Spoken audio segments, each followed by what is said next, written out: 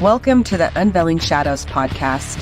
I'm your host, Kimberly Mosby. Join me as I dive into powerful stories of resilience and strength.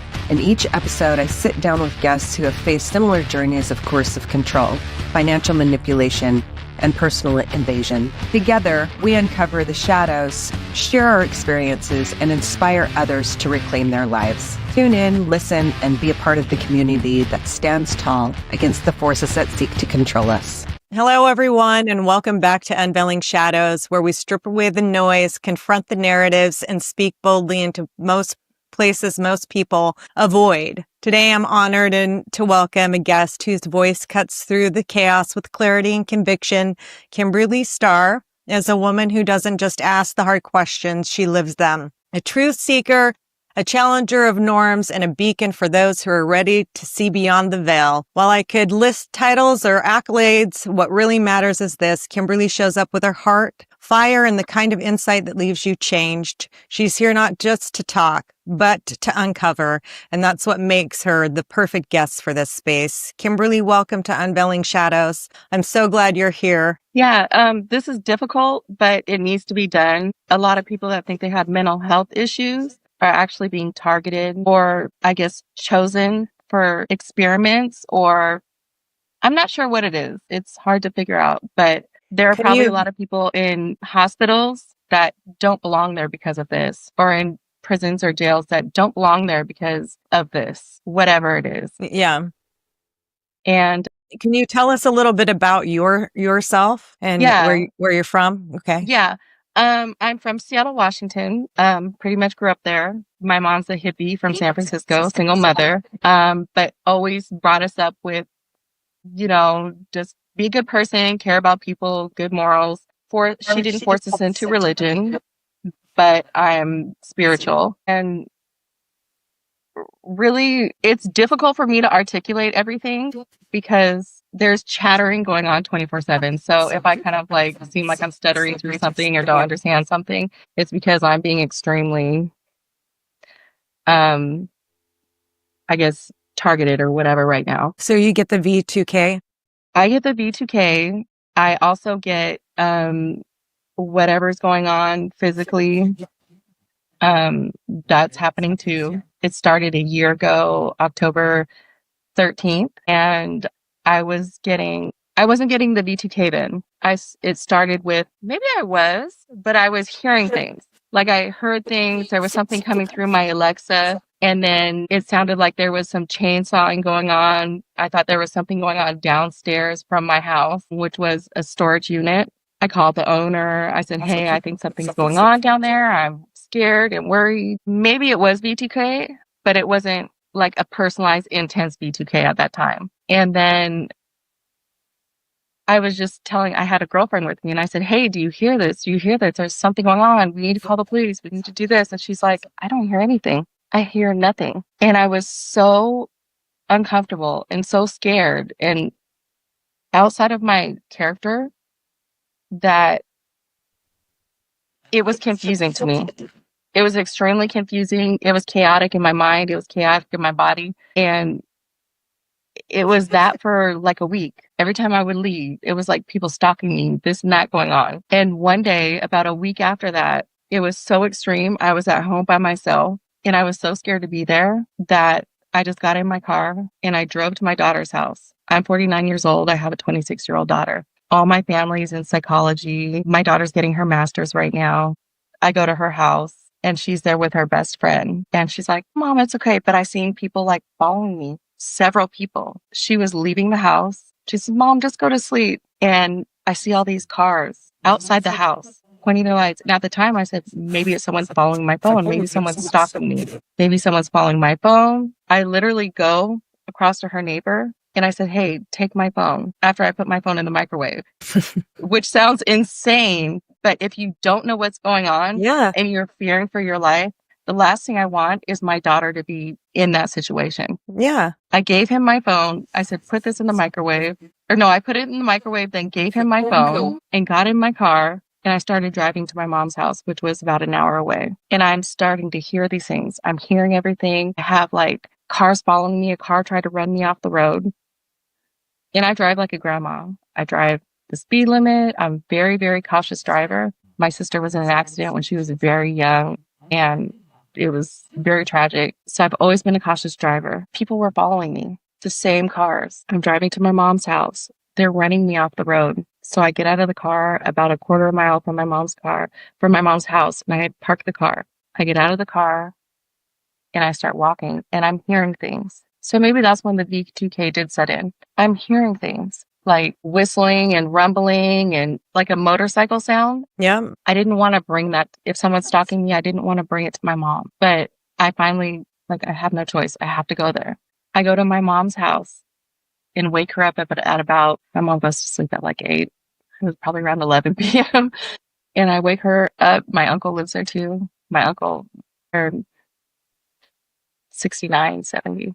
And I say, Mom, something is going on. And she's like, I don't hear anything. I heard pounding from the bottom of my mom's house. She said, I hear nothing. I said, Mom, call the police. I think someone's stalking me. I think someone's going to kill me. And she calls the police. The fire department comes first. The fire department checks my blood pressure. My blood pressure was at like 200. Oh, wow. Yeah. It was skyrocketed out. And they say, and I looked at that, and I looked at the fireman, and I said, he was very, very, when you can look in someone's eyes and you can tell he wasn't a regular fireman. He wasn't a regular fireman. I've been around firemen. I've been around police officers. I've dated a fireman and a police officer. So it was like, I know it wasn't, there was something different. And I said, there's something different. But my mom said, go. My mom said, go to the hospital, because she really thought there was something wrong with me. Yeah. My mom's been working in mental health all her life. She's a very good person, very intelligent, very humane person. There's nothing else in the world but to trust my mom. She's a loving mother. So I go with them, and I went to a military hospital. Okay. They took me to a military hospital when I could have been taken to any other hospital. And I get there, and I'm hearing things come through everywhere. The head nurse or doctor in charge was extremely mean to me. They take me and they put me in a room in the hospital and lock me in a room in the hospital. I said, I thought you were here just to check my blood pressure and get my blood pressure under control. They took me into a room and locked me in a room in the back of the hospital. And I started hearing just intense, extremely, extremely emotionally intense, probably V2K. I had no idea that was what it was, but it was extremely intense. Why would you be taken to the hospital for blood pressure and you're taken into a locked room as soon as you get there? Yeah. It made no sense. And I'm a very sensible person. I'm a mother of 3. All my kids are in college, 49 years old now. I was 48 then. Makes no sense. Everything in my life, I've been logical, and it was really scary. So every time they tried to put anything into me or give me any kind of, I said, no. I don't give me anything. Send me home. Is my blood pressure under control? So they said, okay, if you don't take this medication, which they said was Haldol, then they were going to hold me down. So I said, okay, don't hold me down. Just give me whatever. But I want to note and say that I do not approve of it. I was there for 2 days. After that, they were having psychological, I don't know if their psychologists come in and talk to me and say, hey, we want to keep you longer. And I said, what's the point in keeping me longer? You can release me. I'm fine. And they said, no, the doctors want to keep you longer. So I told one lady that came to talk to me, I said, listen, I don't care where you take me. Take me out of here. I don't trust these people. I'm scared. I don't care. Release me to any kind of mental facility that you want to release me to, please. So you asked her to release you, and then yes, she just looked at me like she was going to help me. This one person, because they had 3 other people come and talk to me and said, we're going to keep you in this small room in a hospital that only had 6 rooms that were similar. I'm taking up space. Why would you keep me? And she looked at me and she said, okay. So then I was released to a mental hospital, and I stayed there for a couple days before, I think it was 4 days before the psychologist could come see me and then talk to him. And he said, there's nothing wrong with you mentally. I think this was just a one-off. Because in the hospital, they found drugs in my system. In the hospital, they found amphetamines and barbiturates, which I don't do drugs. I was not on drugs, nothing like that. But I could see how that would lead to some kind of psychosis. Right. So were you getting takeout, or how do you think that they got those into you? Like put them in your drink or your food or? Yeah. Yeah. I think that, and I don't know, because I feel like whatever I'm hearing with the chattering, with the B2K chattering, I feel like it's a program. Yep. I feel like it's some kind of AI program, and I feel like it's some kind of nano program. So when something happens with your psyche, I feel like they just take it, the program takes from that, and they take from your psyche, they take important situations at the time, important names, and they place that there to try to confuse you. But my biggest concern is I feel like I know that, the United States has all types of programs. I know that. Yeah. I know we have very intense, extreme programs, but my concern is I feel like it's outside of the US. I feel like there is terrorism going on, and there is terrorism going on with US citizens, that if you are able to get this kind of nano stuff into us, like let's say China Yeah. or Russia, I don't know where it's coming from. Yeah. They're able to get ingestible nano technology into us. They're able to control us as Americans and put us against each other and tear us apart. I don't know. It could be a US program, but I feel like when the chattering is going on, they'll throw everything at me. We're DARPA, we're Palantir, we're this, we're that. But as soon as I say, no, this is probably China, they don't ever agree with that. That's interesting. So maybe it's the technology that is, of course, we have this technology. Of course, the US has been experimenting on citizens forever. But my fear is beyond that it's a war tactic, because we've been on a quiet war with a lot of countries for a while. Yep, I agree with that. I think every country has it. I think it's a global agenda. I don't think it's just limited to the United States.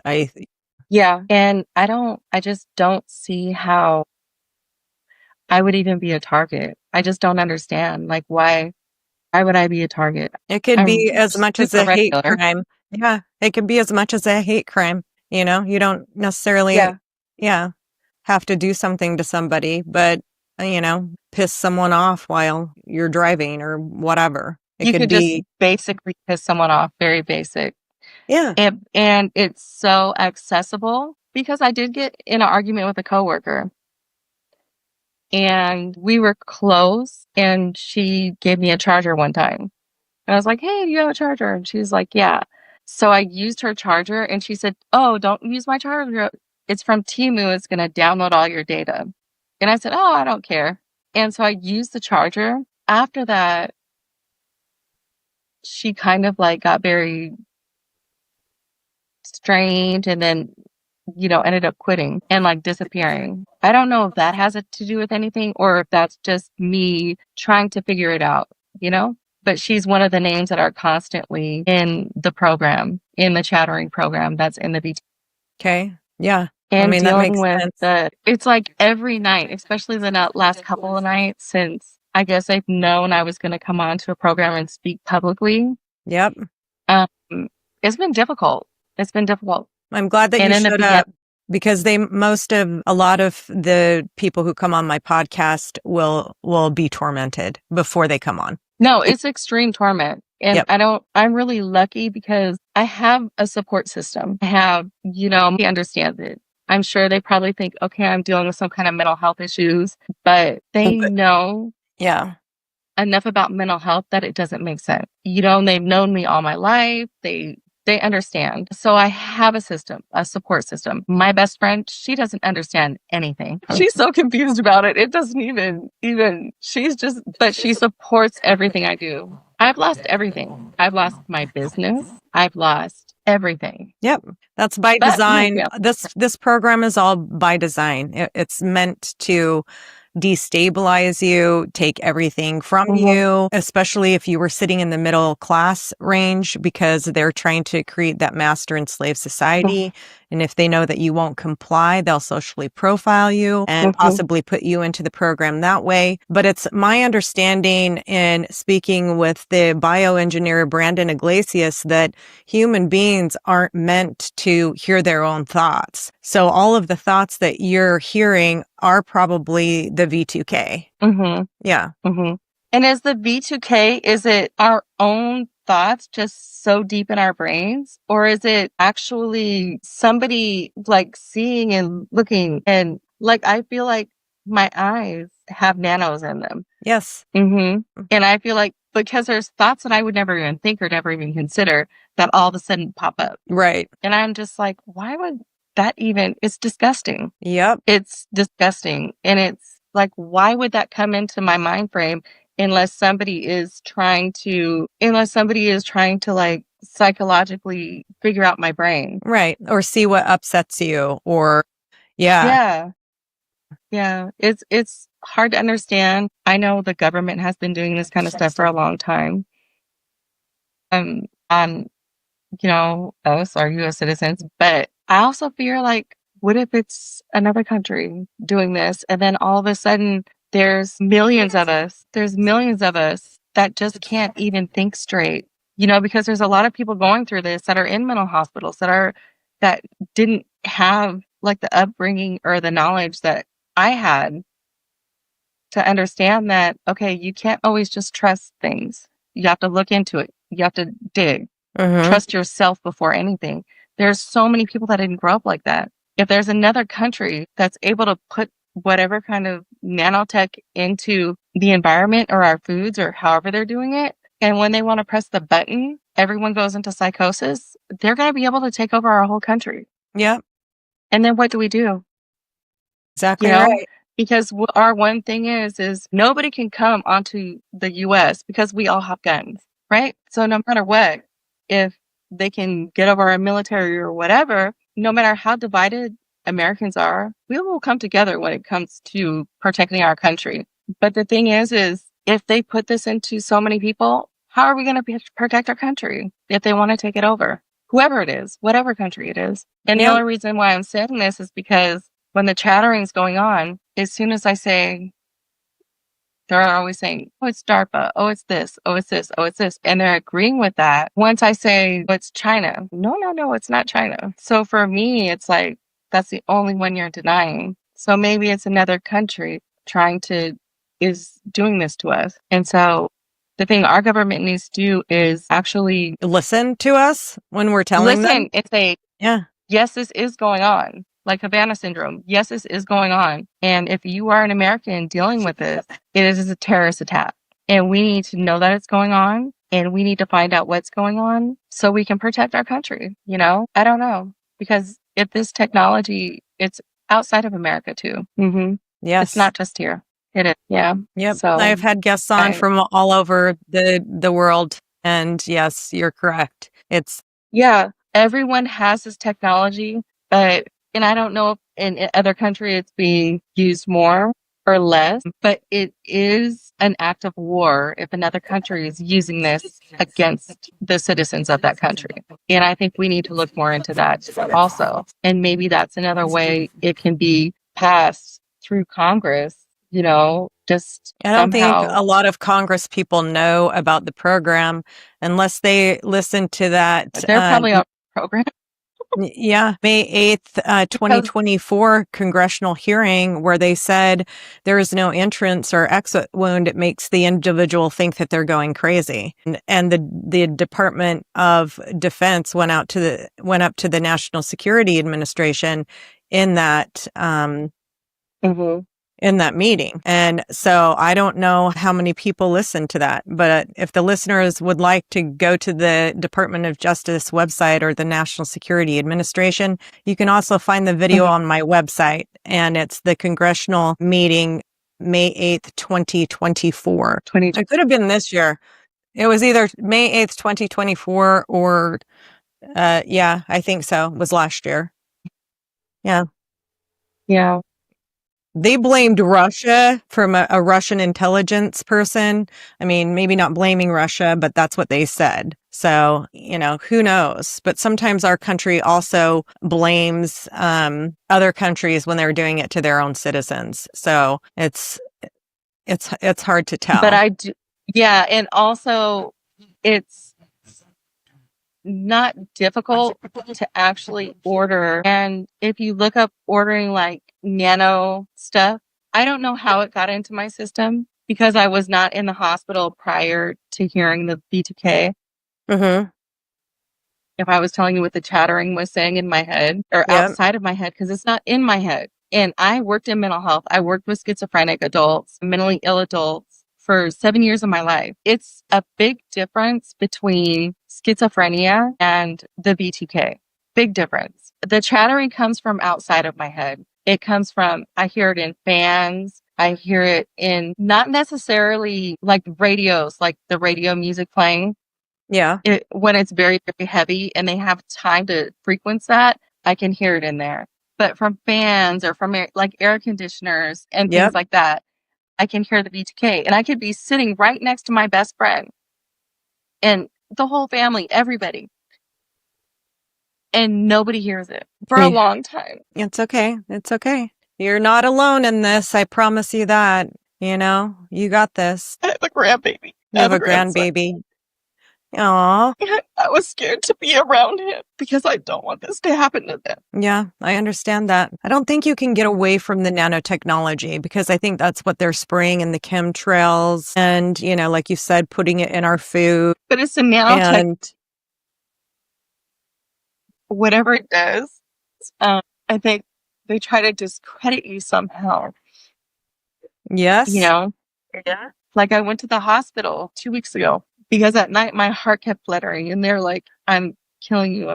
They're saying, I'm giving you a heart attack. I'm giving you a heart attack. It was happening for like a week and I was just ignoring it, you know, because I'm just like trying to ignore it, trying to sleep. It's deep sleep deprivation. And I finally said, okay, I'm going to the hospital. I didn't know if I was having a panic attack or what. I go to the hospital and I tell the doctor and they said, oh, you're probably fine. You're probably having a panic attack. And then they did all my blood work and everything. And they said, you're something about my heart levels they were high. And the doctor said, oh, I didn't believe it. I thought you were having a panic attack because everything was fine. And they kept me in the hospital for 2 days for no reason, just because they wanted to do an ultrasound on my heart. And the ultrasound person wasn't available for 2 days. But the one thing is collecting proof, having proof. I'm healthy. So there's no reason why my heart enzyme should have been elevated. Right. You know, and it's just collect proof, get proof. But they break you down financially. And I think that's the first part of it is finding a way to discredit you mentally and financially. Yeah. So you can't fight back. You don't have any kind of credibility. You don't have any kind of resources to fight. I'm very lucky to have friends and family that don't understand, but they're supportive. Yeah. You're one of very few TIs that have come out with their families intact. So I'm glad that they're supportive of you. Yeah. Yeah, they don't understand. They might still think, you know, I have mental health issues, some of them, but they are supportive. Good. Well, they can always go on my Unveiling Shadows podcast, the one that you're on, and watch all the other videos from all of the other targeted survivors, you know, because that's what I'm starting to call us. That's another thing that's been a huge thing for me is I'm not even a tech person. I don't know anything. I make phone calls, FaceTimes. I know how to use like my emails, apps barely. I'm not a big social media person, but I've had several emails hacked. I actually have had text messages threatening me. When I changed my phone number for the phone number that I've had for 15 years, somebody started calling me and threatening me and saying, this is my sister's phone number. You stole her phone. It was in her car. Somewhere they said they're from New York or something. I said, I don't even know what you're talking about. And they literally were like threatening to kill me for days. And I said, hey, listen, like, you don't know who my sister is and this, that. And I said, listen, I don't know who you are. I don't know who your sister is. I changed my number at T-Mobile and this is the number they gave me. And I said, I understand. My sister's in the hospital, this and that. And I said, I understand what you're going through. And I'd be upset too, but I'm the wrong person to take it out on. Yeah. A majority of the phone carriers are in on it. Things like that. I don't know if it's the carrier. Maybe they just find out your number when you change it and then they have people that do these kind of things. I just don't think that there could be, like, where are the people that have been doing this for so long? Because it has to be a good amount of people. Yeah. It can't keep quiet. I think a lot of it is computer programming. A lot of it is AI, because they'll keep quiet. The AI will keep quiet. So I changed my number from that number because I was threatened, and I started getting threatening text messages from another number. And I have that number saved. I've saved all that. I think one of the most important things, why I'm speaking out, because I'm a private person, why I'm speaking out is for support. I think people need to look into the data rights and laws. Like your data rights, okay, your phone, your computer, people think of those things. We really don't have any rights as far as that concerned. We have basic rights. But your neuro data, everybody should consider that now. Yes. Because why do you absolutely. think they're making all these giant data centers? They're making them to collect all of our neuro data. And people think, okay, whatever, what is that for? Maybe that's why we're being experimented on, is for that neuro data. And people need to be protected. Right now, the only states that have laws, because I looked it up, to protect neuro data is Colorado and California. I don't know how great those laws are, but they Right. actually have laws in place. And if anybody feels like, or, it's better to be ahead than have this happen, or to even experience any kind of, we have rights. Yes.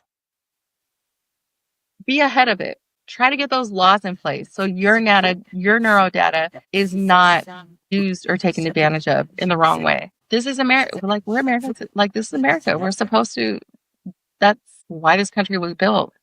Supposedly. I don't know. That's how I've always felt. Yeah. I think Nevada, the citizens of Nevada have put something into the federal court system there about their Okay, to neuro start getting rights. federally. Yeah. Okay. I don't that think would be it's really passed yet, but it needs to. And I think you're right. I think we need to start, pushing up against these people and getting them to pass laws nice. to protect our Yeah. rights. Yeah. Because those laws need to be passed. And it needs, I don't know, it's not a small amount of people that this is happening to. It's like, what, a few million Yeah. in the United States? A few Yes. million. Yes. And who knows how many are in psych wards? Who can't Who speak for knows how themselves. many are in psych wards? When they released me from the hospital, they moved me over to a hospital, like a temporary psychological evaluation hospital, for a few days. Mhm. And I'm just walking around there coloring with people. And I'm like, when am I going home? The psychologist came and said, hey, we think this was a one-off. You're mentally fine. And I'm thinking, what do you think? I'm still hearing voices, but I didn't want to tell him I'm hearing these voices, because I Right. didn't want to stay there, because I know I'm perfectly fine, but there's something else going on. Yes. And it's just the way the doctors are trained, the way the world is trained, Yep. that it's not inside my head, it's outside, and it's coming in. So if it's outside and it's coming in, and it has things to do with things I've never even experienced before, just trying to see how I'll react to these things. And the simulated rape, Yep. like being raped, like really in the beginning when I didn't know what was going on, I tried to kill myself. And it was a good thing I had a friend there that came in and was able to get the pills out of my system, because I said, I can't live with my brain doing this. Right. I've always been a logical person. And I think about how many other people have taken their lives. That's Or part of sitting in that's mental part health of it. Yeah. That's part of the goal because of this. yeah. And they have plausible deniability, so they might, make people unalive themselves. So I'm glad that you're still with us today. Yeah. So you're just newly targeted then October since 30th last year. October of last year. Yeah, most of us know the exact date when it goes from being normal to far-fetched, to where Yeah. trying to explain it to somebody is just, like you said, they're not going to believe us. No, but they first took your credibility away. Yep. It's first taking away credibility, you losing everything, because you can't even understand what's going on in your own head, in your own life. Like, you're trying to put that together and place that together, and you have no idea. If I didn't grow up the way I grew up, to always dig and find the truth, my mom's always said, don't ever trust the government. My mom's Yeah. never had credit cards. She's a hippie. She Yeah. always grew all Yep. of our own vegetables and everything. So she's Good. always been somebody that has told us to look for the truth, trust yourself. And there's so many other people that don't know that or don't understand that and weren't brought up with trusting themselves, because how can you trust yourself when you're hearing 5 different voices and technology that you don't even understand exists? You know, you think it's aliens, you think a million different things before you're able to say, hey, this is reality and this is a real thing that's happening. It's not aliens. It's not something dimensional. It's actual technology that exists and scientists have developed. And trust yourself. I think that's a great piece of advice for someone, that's just It's, maybe newly going through it or trying to get through it, to trust themselves. Yeah. yeah, you're not crazy. You're not crazy. You're not whatever they're telling you you are. That's not who you are. It's what they're always saying. Yeah. Like they're always trying to put these horrible images of somebody, and it's like, hold on, that's not who I am. That's not who you are, you know? And I could see how a lot of people could end up, either, like there's a lot of like the shootings that happen and everything. Correct. And they're like these young kids. Yes. They can be having things put into their head constantly to have them do something horrible like that. Yes, that's correct. And they don't understand, Yeah. And if anybody doesn't know, they can go look at Dr. Robert Duncan's work. He's the one who created the voice of God weaponry. Yeah, I did. I looked at some of his work. Yeah. He's passed, right? Oh, Recently. yeah. Because he recently, was he was a whistleblower, and he said, "I think that I created the devil," is what he said. Yeah. And I think this, like, to me, this is kind of like, I'm not an open person with putting my downfalls out there. I don't like to do that. But it's so important that this gets out, and this gets out to people so they can understand what's going on, so that this is like the worst type of torment. Well, Yeah, that it's like too. They're going to changing. pay a huge karmic. Yeah, and I don't know. I don't know what's going to happen. But I hope that in the end, there's enough people that can actually understand and take control and say, okay, I know this is going on. So guess what? Shut up, and I have support. And this needs to end. Yes. It really does. Yeah. Yeah.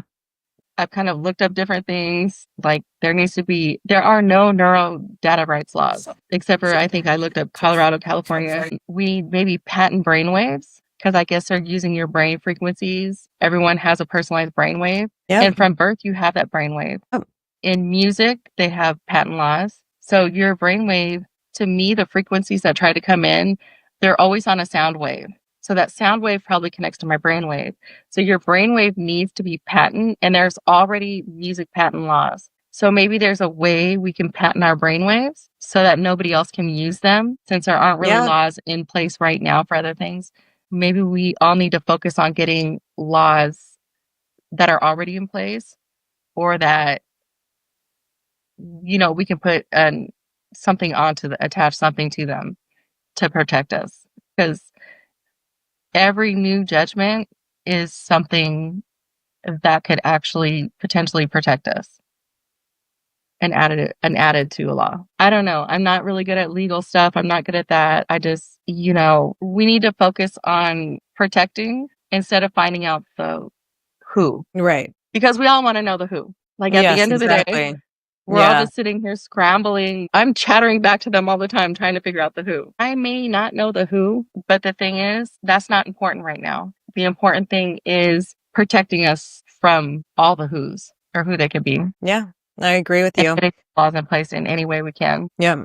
James Martinez is a good one. I reached out to him and got his Clone Act for 2025, and that is for cognitive liberty. So I can email that over to you.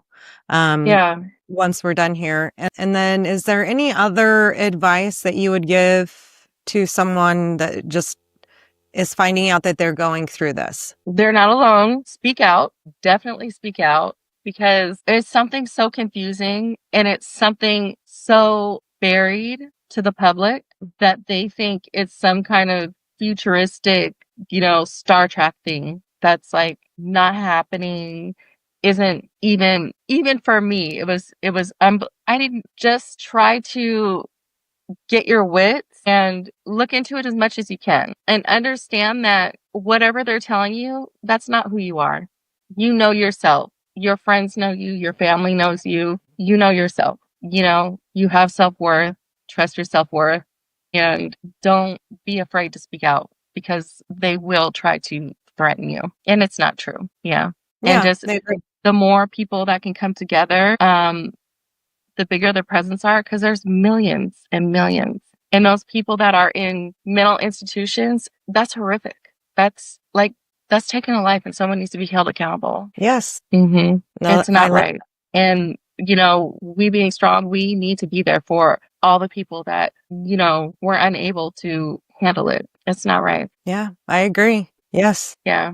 And it's taking up room for people that actually need mental health. If people have rights, like if you're experimenting on us, or you're experimenting or trying to figure out or make new data or whatever you're trying to do for, they say they're trying to figure out like mental health stuff and for like Alzheimer's, cancer, stuff like that for nano. If someone wants to be experimented on, they can sign a paper and say, you can experiment on me. I consent. Yeah.